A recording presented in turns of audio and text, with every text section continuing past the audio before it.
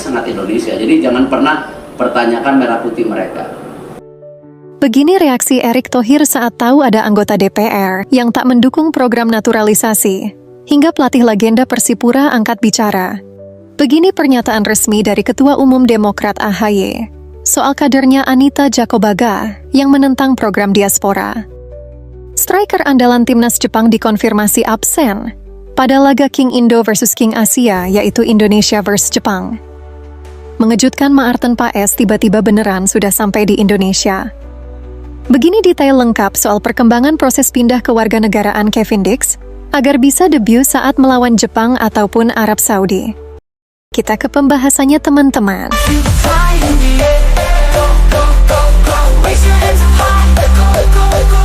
Saya berharap bahwa semoga ini yang terakhir. Karena kita tidak miskin atlet.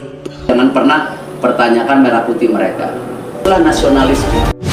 Erick Thohir selaku Ketua Umum PSSI tentunya sangat geram dengan pemberitaan miring soal pemain diaspora Indonesia. Dirinya mengatakan seperti ini, jangan pernah ada yang mempertanyakan nasionalisme pemain keturunan kita. Sekali lagi saya ingatkan, mereka punya darah Indonesia loh, jadi jelas mereka orang Indonesia. Jadi tolong, jangan banding-bandingin mereka lagi. Mereka sama warga negara Indonesia, dan memilih Indonesia sebagai kampung halamannya. Jadi kurang nasionalis apa mereka, ujar Erick Thohir. Pelatih legend Persipura juga angkat bicara soal sangat nasionalismenya pemain-pemain Indonesia, salah satunya Tom Hai.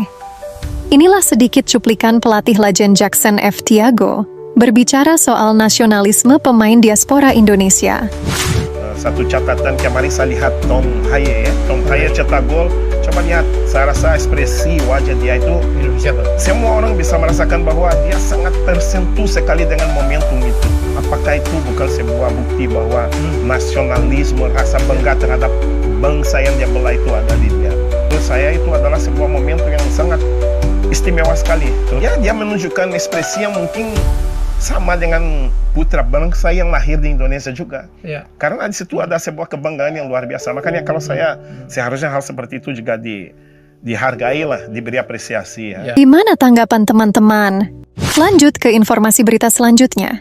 Seperti yang kita tahu, Anita Jakobaga secara belak-belakan dengan bangganya mengatasnamakan dirinya dari fraksi Demokrat dan mewakili seluruh rakyat, mengkritik habis-habisan program naturalisasi. Dirinya mengatakan seperti ini secara langsung depan Menpora dan PSSI. Untuk Menpora dan PSSI, kami berharap, sebagai wakil dari seluruh rakyat Indonesia, semoga ini adalah naturalisasi terakhir. Kita tidak miskin atlet. Siapa bilang kita miskin? Kita banyak atlet kok, kenapa harus ambil atlet asing? Saya berharap bahwa semoga ini yang terakhir.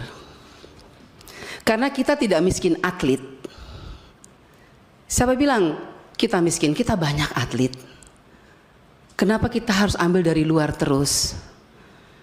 Apalagi saya dari Nusa Tenggara Timur, provinsi tertinggal, terbelakang, tetapi gudang atlet, Pak. Kalau hanya bisa lari, tinju, sepak bola, saya rasa pasti kita punya atlet banyak di Indonesia. Tetapi pertanyaan saya, kenapa kita harus mengambil dari luar? Bukan sekali, ini sudah beberapa kali. Perlu dipertanyakan dan perlu menjadi perhatian kita semua, Bapak Ibu Komisi 10. Mau sampai kapan kita terus mengambil atlet dari luar? Padahal mereka di sana juga dilatih. Mereka berhasil sukses karena ada yang latih. Berarti pertanyaan kami dari Demokrat, bagaimana dengan upaya dari Kemenpora untuk bagaimana pelatih-pelatih kita ini di Indonesia? Kalau memang perlu jangan atletnya kita ambil, tapi pelatihnya dong kita ambil dari luar negeri. Kalau misalnya pelatih kita dianggap belum mampu untuk mencetak atlet-atlet yang luar biasa. Karena pengalaman kemarin kita ambil atlet dari luar ternyata tidak berhasil juga. Itu kita bicara tentang keberhasilan. Apakah ini 3 atlet yang luar biasa ini kita berharap dengan penuh mereka bisa memberikan yang terbaik untuk Indonesia. Itu doa kita semua ya. Tapi bagaimana kalau ini gagal lagi? Apa yang akan dilakukan oleh Kemenpora? Jangan kita ulangi terus begini, panggil dari luar tapi tidak pernah membanggakan. ucap anggota DPR Anita Djakobagah tersebut. Tentunya hanya hitungan jam, pernyataan tersebut langsung viral dan memicu amarah pecinta sepak bola tanah air. Warganet pun melampiaskan amarahnya dengan berkomentar di akun resmi Instagram Anita Djakobagah, yang sampai hari ini kolom komentar mencapai 20.000 komentar. Hal ini pun memicu perhatian dari Ketua Umum Partai Demokrat yaitu Agus Harimurti Yudhoyono. Setelah selesainya AHY bertemu para kader, dirinya pun ditanyai oleh wartawan. Dari beberapa sumber berita, tertulis wartawan menanyakan perihal hal yang sedang ramai dan mencoreng Partai Demokrat tentang kadernya Anita Djakobagah yang mengkritik keras program naturalisasi. AHY pun menjawab seperti ini menurut beberapa sumber berita. Ya, saya sendiri sedang mendalami hal ini. Kami tak segan menindak tegas kader kami yang berseberangan dengan kebahagiaan rakyat. Jadi kami dari Partai Demokrat akan memproses ini, ujar AHY. Striker andalan timnas Jepang Ayase Ueda dikonfirmasi langsung akan absen saat bertandang ke GBK melawan timnas Indonesia dikarenakan mengalami cedera. Hal ini tentunya akan menjadi keuntungan tersendiri untuk timnas Indonesia, mengingat Ayase Ueda ini tak tergantikan di timnas Jepang. Dia juga sekaligus jadi top skor sementara kualifikasi Piala Dunia zona Asia ini. Ya, semoga aja para pejuang di timnas kita bisa meraih poin ya teman-teman. Lanjut ke informasi berita selanjutnya. Secara mengejutkan, Maarten Paes tiba-tiba sudah ada di Indonesia. Ya, kemungkinan alasannya adalah FC Dallas sudah libur kompetisi sampai setidaknya awal bulan tahun depan.